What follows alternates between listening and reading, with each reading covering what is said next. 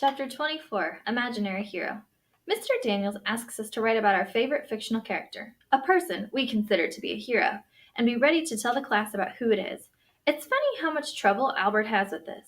He tells Mr. Daniels that looking up to a character that isn't real is illogical, but Mr. Daniels tells him it will be good for him, which confuses the heck out of Albert. He mumbles all the way back to his seat. Albert never mumbles. He either talks or he doesn't. Oliver is in his seat listing the names of every superhero I've ever heard of: Superman, Captain America, Batman. He looks upset when he turns to Suki nearby. Is Robin a superhero? I mean, his outfit isn't scary at all. And he has no special powers. But Batman doesn't really either. But at least Batman can drive the Batmobile and fly the Batplane. Robin just rides along. I don't think I'd want to just ride along. What do you think? Suki opens her mouth, but no sound comes out. It doesn't matter, because Oliver has moved on. Spider-Man. Maybe I'll write about him. He holds up his palm in Suki's face. He shoots webs and he swings from buildings. That would be the best. Hey, freak, Shay whispers, glancing over at Mr. Daniels, who is working with someone at his desk to make sure he can't hear. We don't need to hear every weird thought in your tiny little brain. We're trying to work.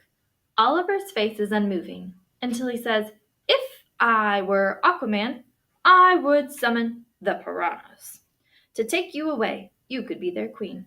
Keisha starts laughing, and Mr. Daniels finally looks up. Keisha? She puts her arm down on her desk and leans her forehead against it, trying to stop laughing. The more she tries, the more Shay glares. With Mr. Daniels watching, most everyone goes back to their work. After a while, even Keisha does. But I keep looking around the room. I love how Albert can't choose one character, while Oliver wants to write about everyone. However, I don't love how much trouble I'm having writing about my character. Makes me wish that I were a fictional character. When Mr. Daniels calls me up to his desk, he's holding my paper. A teacher holding my paper is rarely a good thing. But Mr. Daniels doesn't cover my paper with red ink like other teachers. They used to look like they were bleeding. Mr. Daniels has written in green, and he apologizes for not being able to read my writing. He says that my character sounds really interesting, but he'd like to know a bit more. Will you read this out loud for me? Uh-oh.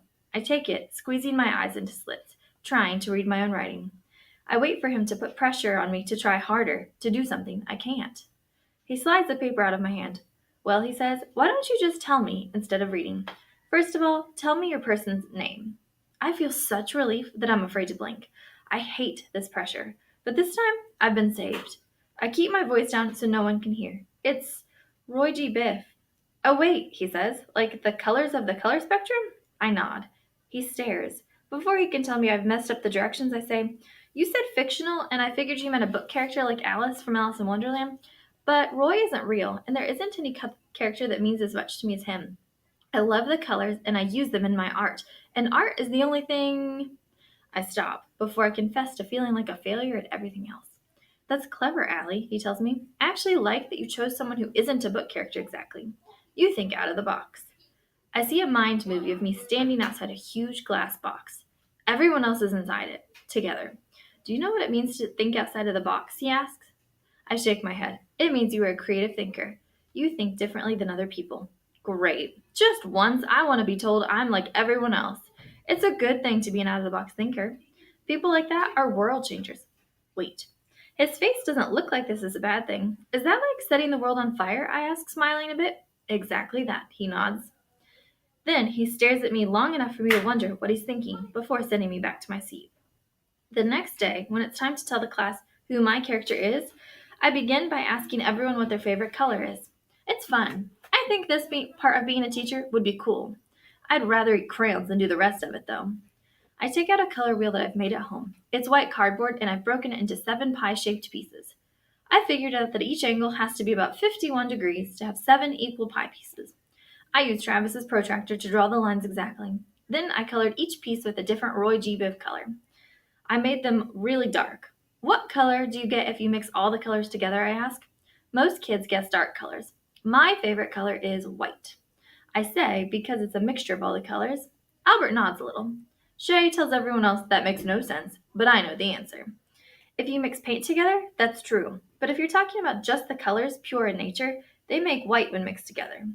I brought this wheel to prove it. I feel like a magician. I show them the wheel with all its colors. Then I stick a paper clip that I've unbent through a hole in the center and spin the wheel. It turns white as it spins fast. As it slows down, the colors reappear. Jessica leans forward. That's pretty cool. Shay looks at her with squinty eyes until Max agrees. Then she nods and agrees too. Are you going to give that away? Oliver asks. I hesitate. I wasn't going to. I look down at it, but I guess I could.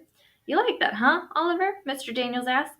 I'd give it to my bus driver. She likes things with rainbow colors. Well, that's thoughtful of you, Oliver, Mr. Daniels said. I sit down on my desk, thinking about whether I should give the colored disc to Oliver. Jessica and Shay are talking behind me. Can I have another bracelet? Jessica asked Shay. I don't think so. I can hardly keep up with people wanting them. Besides, you already have enough. Well, I wouldn't mind another. There's a pause, and I want to turn around, but I'm not supposed to be listening in. Listen, Shay says, you have 7 already. I have other orders to fill first. And besides that, you still owe me $3 for the last one. I'm not giving you another until you pay me for what's already on your wrist. Wait. I whip around. I can't help it. You charge your friends for those friendship bracelets? Eavesdrop much? Yeah? So what? You want one? Jessica leans forward. Wait, you're gonna give her one? No, idiot. I'm not gonna give her one. She's going to pay me. But you know what? Allie should pay more. A lot more. She turns to me. $10. I laugh. No thanks. I'd rather wear handcuffs. I can't believe Shay charges her friends for something that's supposed to stand for loyalty and friendship. And I can't believe they paid. You are such a dope, Allie Nickerson, Shay says. I look over at Keisha and Albert and realize that I have been. I've been lucky all along, but didn't see it.